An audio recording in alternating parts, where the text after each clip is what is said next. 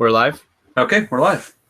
Welcome to the first video of Victory Payments here, talking about merchant account services, payments, and what you need to know as a merchant to protect yourself and put yourself in the best possible position for success. I've got here the illustrious Jimmy Borneman, merchant account expert. That's it. And so you had a question, Jimmy. What was that? The question you had? I did.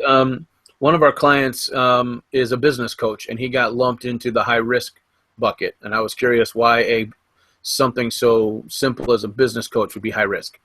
That's a great question. And the reason why that typically happens is for a couple of reasons. Usually they hit on, one or more points of the kind of the risk scale. One is the size of the transaction. Generally, what happens with business coaches is they charge a high fee. They might charge $3,000, $10,000, so that the individual ticket itself is very high. So fewer transactions, higher unit per sale means each individual risk per transaction is very high for the processor. So if you've got a startup company that doesn't have necessarily good financials, and if they're offering services, I'm going to give you coaching for the next 6 months, and it's going to be 10 grand.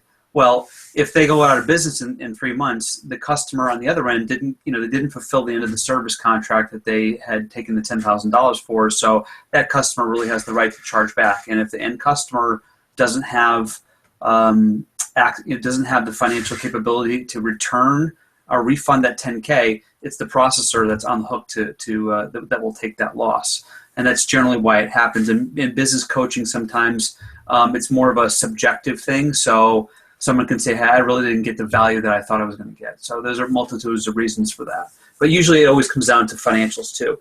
A good rule of thumb is if you've got good financials and you've got money, a lot of the risk factors can be overcome because really at the end of the day, the processor has to figure out a way to mitigate potential chargebacks. And that's usually what it always boils back down to. Awesome little 30-second blip. Okay, I'm stop broadcast.